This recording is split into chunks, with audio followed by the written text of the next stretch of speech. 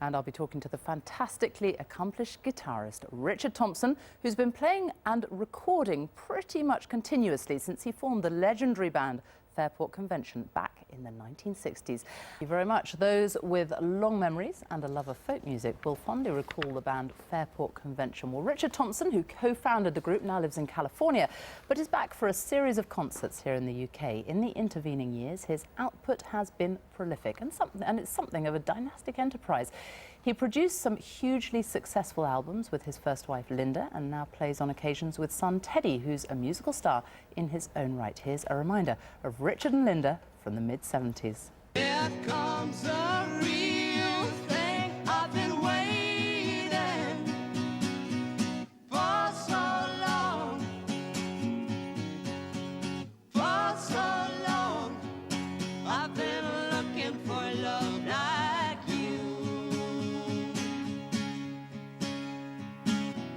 Jet plane and a rocking chair, roller coaster.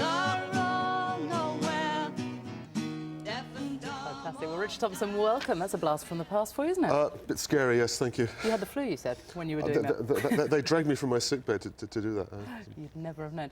You really, I mean, music for you has really been, it's been in the family. Your father played a bit, didn't he? He played a bit. He was a big sort of jazz fan, so you know, he played a bit of a really bad guitar, and he had great records by Les Paul and Django Reinhardt. So I kind of grew up listening to guitar music. And a lot of people will, of course, remember you with your ex-wife. But I mean, you performed with her and your two children just recently, didn't you? Yes. My son Teddy organises this charity Christmas show at the Queen Elizabeth Hall, and we had, gosh, a host of Thompsons. Yes, there was Teddy, my daughter Cammie, who's also a singer, my grandson Zach, who is a guitar player, singer, 14 years old. Yeah, it's fantastic. Now, you're here for the start of, what, 19 dates you're playing. Yes. This is 1,000 years of popular music. Yes. Which some people may have already heard of, because you've done the one-off on occasions, haven't you? But, yes. I mean, this all came about, this was Playboy, extraordinarily enough, wasn't it? Playboy, the source of... Which doesn't kind of associate immediately. Well, I mean, it's the source of so much of our culture.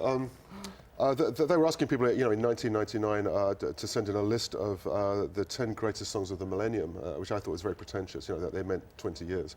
So I started my list in sort of 1067 with, you know, St. Godric or something, you know. And, you know, I sent him my extremely strange list, and they didn't print mine, of course. It was too... far too subversive. And in it, I mean, you've recorded a whole album of this. You've got, what, St. Godric, you've got sort of, go right back there, don't you? Yeah, you've got King Henry, you've got the list Troubadours, varies, yeah. An extraordinary array, and it finishes off with, well, not finishes, but near the end, Britney Spears. Yes, sometimes we do venture into Britney. Well, we try to do something fairly contemporary to finish the show. But it, you know, it insanely covers everything. I mean, it's the most stupid idea, really. You know, we do Gilbert and Sullivan, we do Purcell, we do, you know, the Ink Spots, the Kinks, just all over the place. I love your Britney one. I mean, I listened to it and it made me laugh, actually. I could hear you singing it, I could see her dancing it. Oh, you're not supposed to laugh. I smiled then, okay, I smiled. That's okay. You have got, I have to say, the most extraordinary following. I mean, you have been around for, what, more than 4 decades, is it now? Yet, you never had sort of mainstream success, though you have had, I mean, you've got a very, very loyal following, and people, you can pack the Royal Festival Hall, can't you? Yeah, well, you know, there's a sort of a flash-in-the-pan audience, which I think you get with hits sometimes, that will dissipate very quickly. You know, my audience is really, you know, it's a word-of-mouth audience. You know, it grows very slowly, but once they find you, they're loyal and they stay there. And the audience is actually still growing, which is bizarre for someone as unbelievably old as I am. As old as you are. Your latest album was Sweet Warrior, wasn't it? And very definitely, I mean, anti-war. You've got Dad's Gonna Kill Me and All About Baghdad. Yeah, yeah. Well, you know, it's important if you can to write songs that you know are about the here and now. You know, that have some political or social comment in them. You know, if you can do it. And you're living in California now. Yeah, strange place. Strange place? Yeah, I mean, California obviously for the culture, and you know, come to London for the weather, you know. Richard Thompson, lovely to meet you, and we're going to hear you at the end of the show playing us out with, funnily enough, Britney. Oh my goodness. Oh my goodness. Now let's go over to West London and Andrew. Great man. Documentary, so it's goodbye from me, and as promised, Richard Thompson back in the studio ready to play out the show with his take on a familiar song.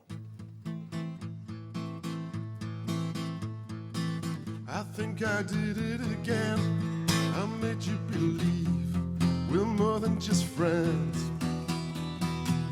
It might seem like a crush, but that doesn't mean that I'm serious. But to lose all my senses, it's just so typically me. Ooh, baby, baby, oops, I did it again. I made your heart, got lost in the game. Ooh, baby, oops, you think I'm in love? I'm sent from above. I'm not that innocent.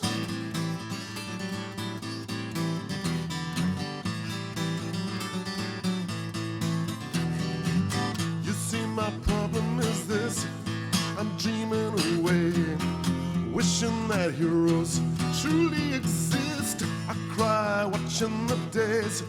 You see, I'm a fool in so many ways. But to lose all my senses, it's just so typically me. Ooh, baby, baby, oops, I did it again.